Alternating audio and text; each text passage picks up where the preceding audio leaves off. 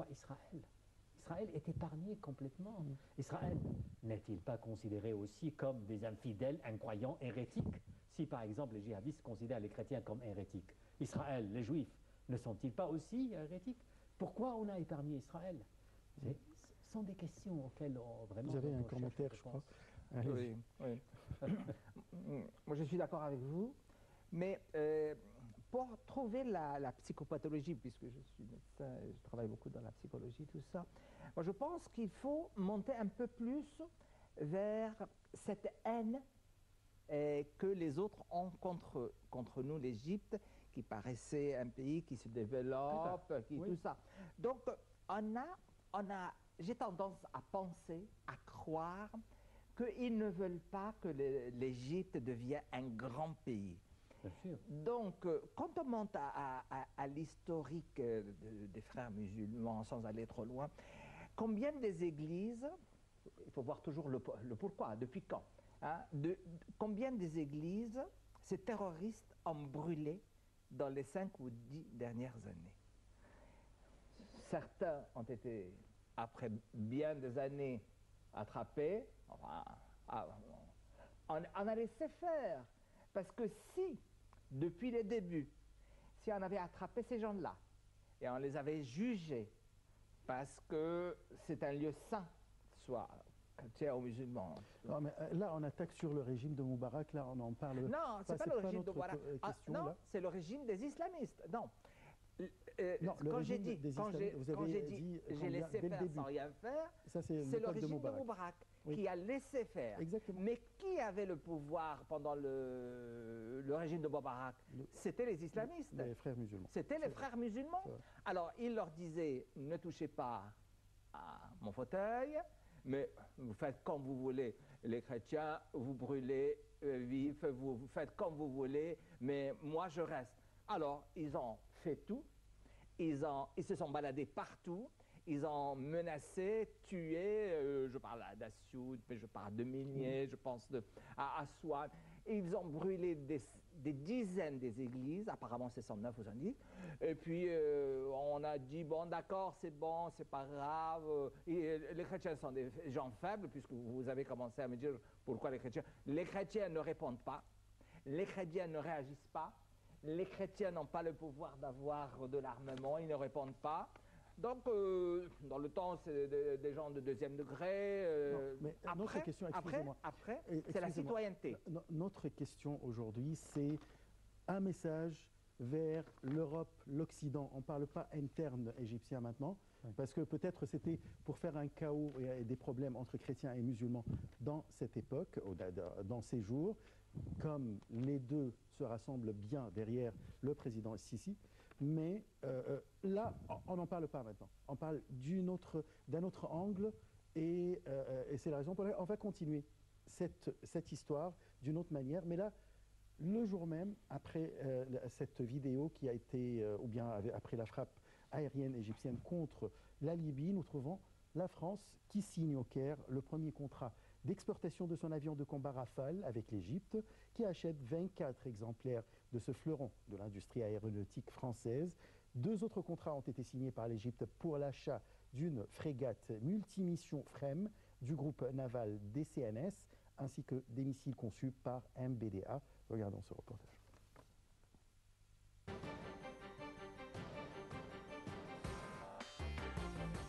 La France a signé lundi au Caire le premier contrat d'exportation de son avion de combat Rafale avec l'Égypte, qui a acheté 24 exemplaires de ce fleuron de l'industrie aéronautique française. Le PDG du constructeur français Dassault Aviation, Éric Trappier, a signé le contrat au palais présidentiel en présence du président Abdel Fattah el-Sisi et du ministre français de la Défense, Jean-Yves Le Drian. 2 autres contrats ont été signés par l'Égypte pour l'achat d'une frégate multimission du groupe naval DCNS ainsi que des milices conçues par MBDA. Nos 2 pays mènent un combat commun contre le terrorisme, a commenté M. Le Drian. Depuis son entrée en service en 2004 dans les forces armées françaises, le Rafale avait essuyé 6 échecs à l'export. Paris et Dassault espèrent que le contrat égyptien va permettre à d'autres pays de franchir une barrière psychologique, selon M. Trappier, qui lorgne en particulier sur des négociations exclusives en cours avec l'Inde depuis janvier 2012 pour l'achat de 126 Rafales. Les 3 contrats signés lundi au Caire coûtent 5,2 milliards d'euros. Menée en un temps record, à peine 3 mois, cette vente à l'initiative du Caire marque le souhait de l'Égypte de diversifier ses sources d'armement. Paris, comme les autres capitales occidentales et nombre d'États dans la région, s'inquiètent notamment des risques de déstabilisation régionale engendrés par la présence de l'organisation terroriste Daesh en Syrie et en Irak, mais également au-delà.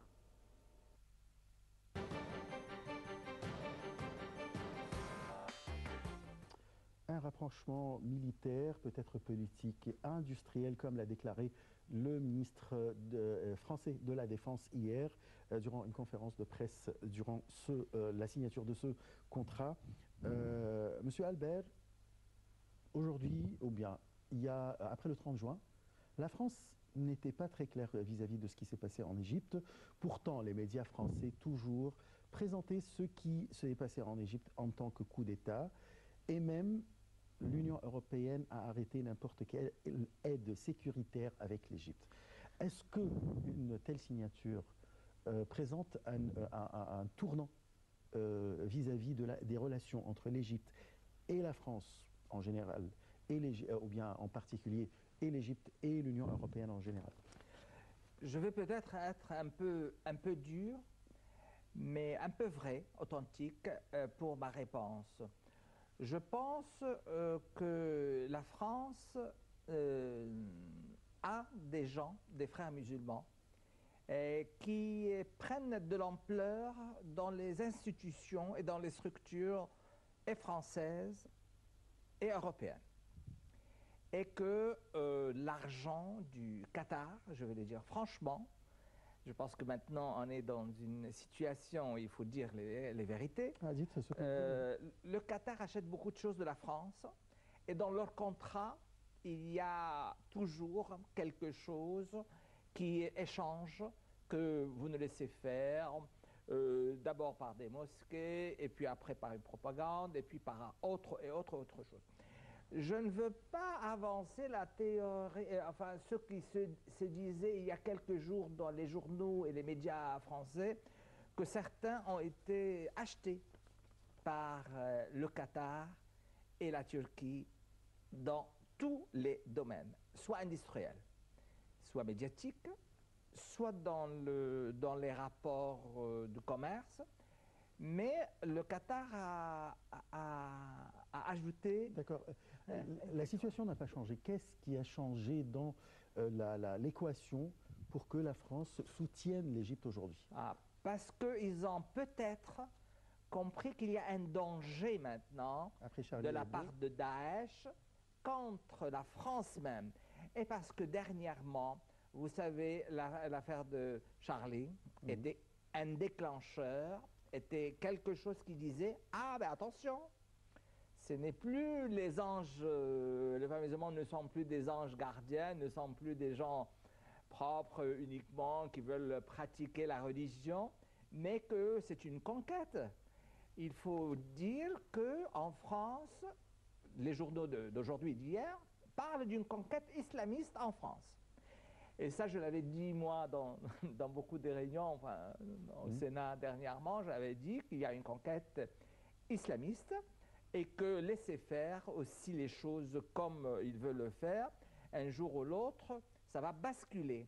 Ça va basculer et que peut-être ça va basculer beaucoup plus que dans les pays arabes. Pourquoi? Parce qu'à la rigueur, les pays arabes, bon, on les connaît un peu. Mais là-bas, ils pensent toujours, je ne sais pas si c'est une naïveté ou par intérêt. Je me pose beaucoup de questions, ou bien les deux. Ou liberté. Alors la liberté, donne toute liberté oui, à la personne de mais dire quand on fait de la politique, quand on fait vraiment la politique, je pense qu'il faut être prudent. Je pense qu'il ne faut pas qu'on bascule en disant oui, il faut laisser, on est un pays démocrate. Les gens maintenant en France parlent des limites de la liberté. Et c'est récent. On ne parlait pas dans le temps que la liberté a ses limites. On parle actuellement. Et peut-être les médias en France commencent à dire, mais où est-ce qu'on y va là? On pose la question, mais c'est très récent. Je pense que l'affaire Charlie a déclenché une recherche plus approfondie du pourquoi de ce terrorisme.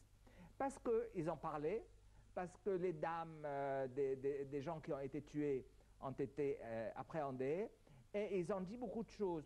Et je pense que les gens qui habitent dans les banlieues en France commencent à faire des terreurs, une forme de terreur. Peut-être on appelle ça des cellules dormantes. Mais peut-être les renseignements généraux commencent à se dire ah oui, mais dormantes, mais quand ils vont se réveiller, qu'est-ce qu'ils peuvent faire? Est-ce qu'ils vont faire brûler les banlieues comme ils pensaient faire? Et je pense qu'il y a une démarche, il y a un réveil. De la part des autorités. De la part des autorités. Est-ce que c'est trop tard ou pas trop tard? Je ne sais pas. Oui. Docteur Lassam, une petite question et puis vous dites. Là, M. Albert a insisté sur le fait que c'est l'argent du Qatar qui jouait à l'époque pour que la France soit pas avec l'Égypte, il faut dire, mais maintenant, quand on s'est réveillé avec le danger, avec Charlie, etc., alors on s'est réveillé. Ouais. Mais est-ce que vous ne trouvez pas que c'est de notre faute, nous, en tant qu'Égyptiens, soit médias, soit diplomatie, qu'on n'a pas pu donner la vraie image qui se passe en Égypte vers l'Europe ou bien l'Occident? Et c'est la raison pour laquelle les Français ou bien l'Europe en général n'ont pas compris ce qui s'est passé en Égypte. Oui, mais pour la France, exceptionnellement, peut-être je ne suis pas complètement d'accord avec vous parce qu'on remarque qu'il y a une semaine, des analystes ont donné vraiment de bonnes analyses sur un changement qui vient de se produire dans l'attitude du gouvernement français. C'est-à-dire actuellement, vous trouvez quand même un écart entre le gouvernement français et les médias français. Les médias français, jusqu'à maintenant, continuent à chanter la même chanson. C'est-à-dire que même, il y a même un chercheur français qui vit ici en Égypte, qui est allé jusqu'à considérer les Égyptiens comme masochistes parce qu'ils acceptent une dictature. C'est-à-dire à partir de Comte-Joie. Oui, c'est un chercheur aussi. Mais le gouvernement français, quand même, a changé d'attitude. Il a commencé à comprendre vraiment la situation en Égypte et à comprendre aussi l'ampleur et le danger de ce terrorisme. Non, ça remonte à une date antérieure à Charlie Hebdo. Et je pense que ça, c'est-à-dire